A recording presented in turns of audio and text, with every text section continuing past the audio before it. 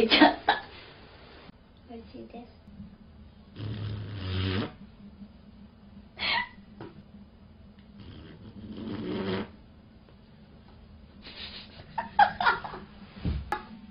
可愛くない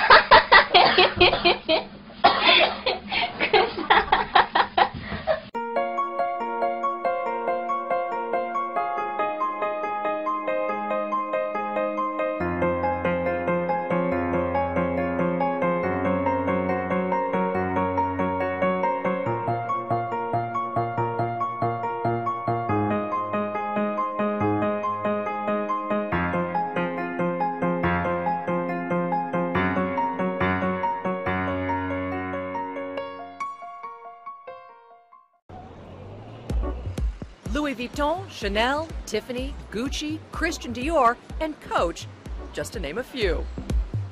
You can just buy Chanel and just buy Dior. The luxury market has an eager buyer in town, the Chinese tourist, and they're bringing big bucks to the U.S., snapping up fancy, high-priced goods. And the high-end shops are doing just about everything they can to attract the Chinese customer, who has newly acquired deep pockets. Over the last 12 months, we've seen an uptick.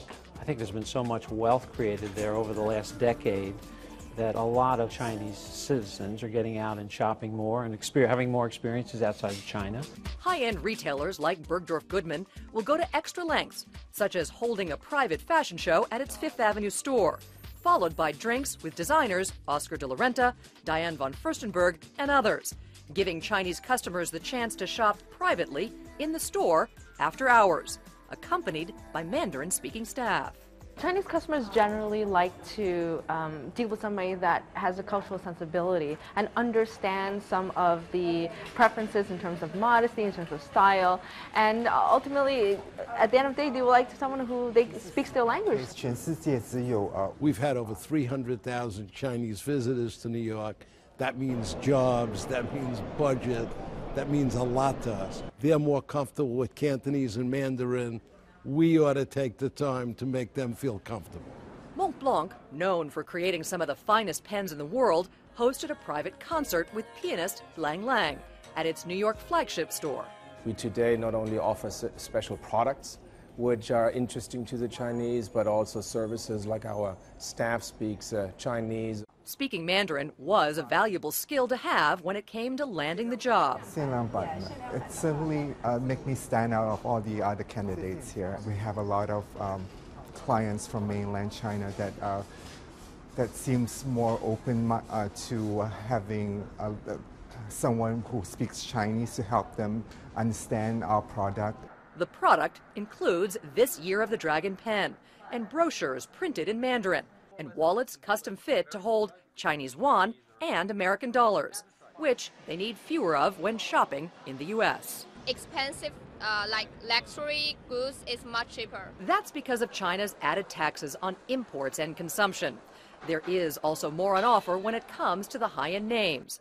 On average, Chinese buyers spend more than other tourists, shelling out about $6,000 on each visit, as opposed to about $4,000 other tourists spend.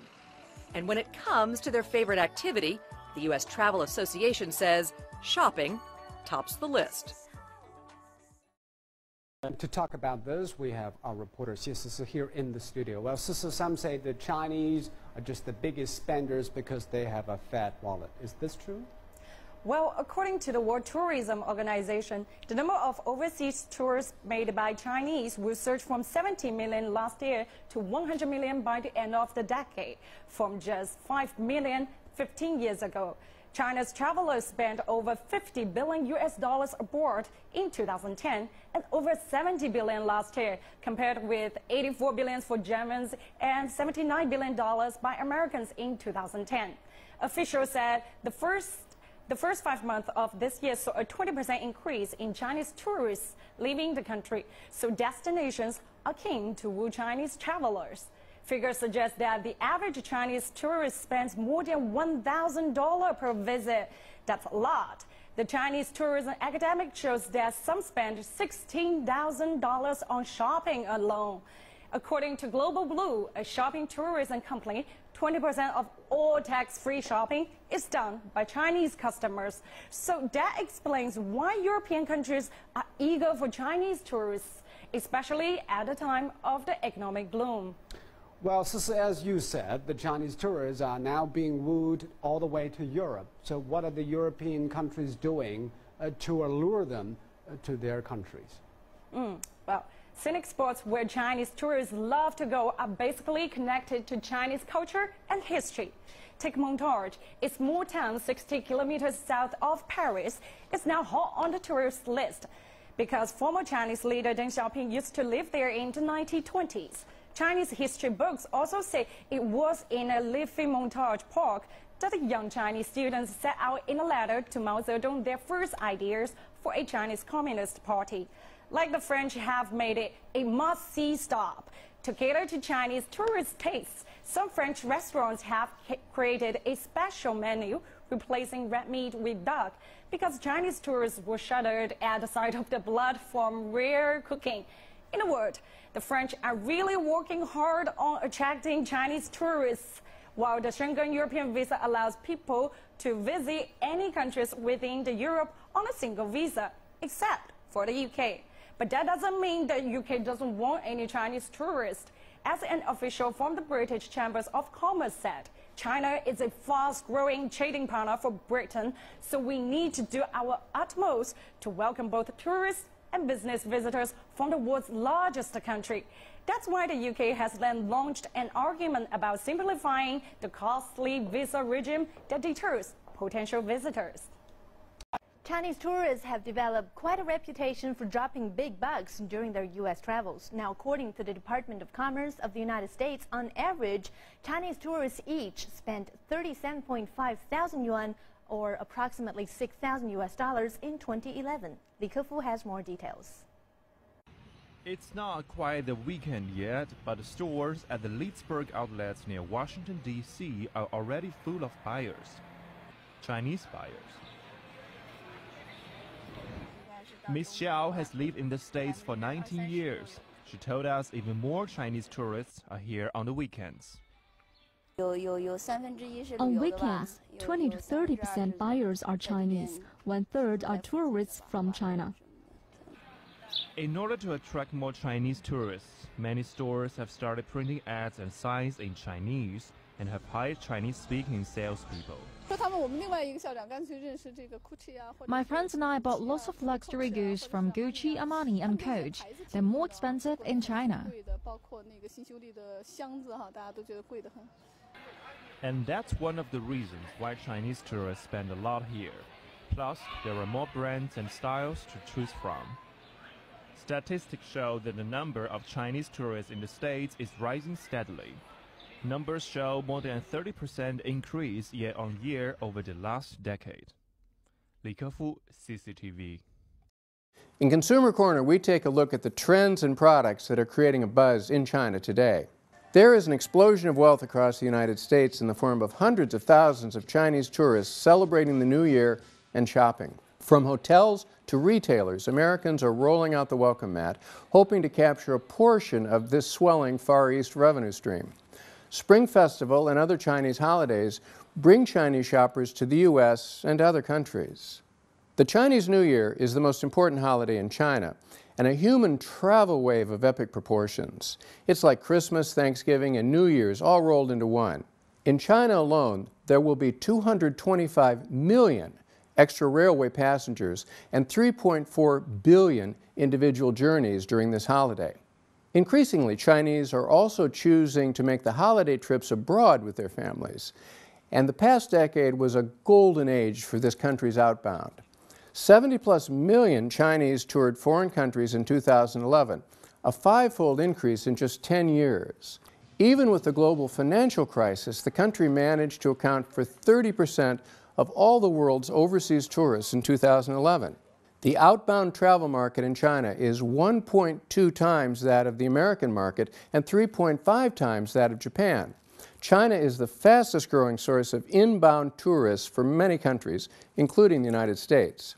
After the easing of travel restrictions and visa requirements in both the U.S. and in China, Chinese are increasingly using the spring holiday to travel, and particularly to the United States.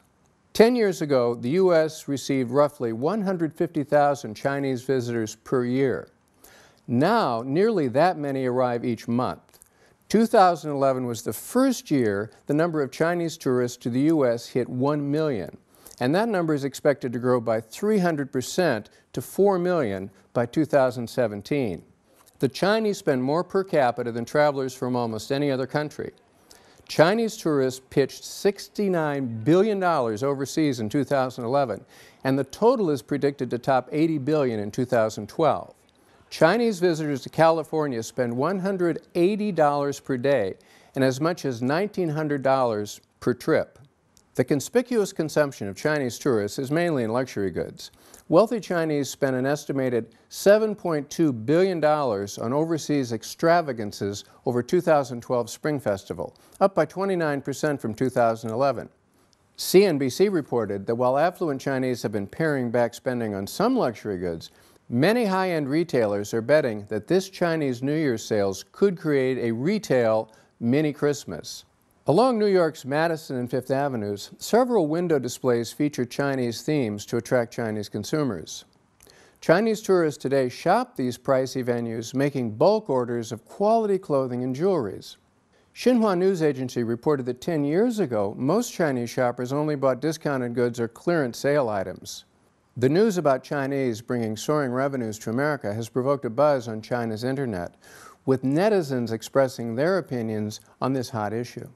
A Weibo user wrote, "Americans have long known how rich Chinese are. When China celebrates its festivals, Americans get paid."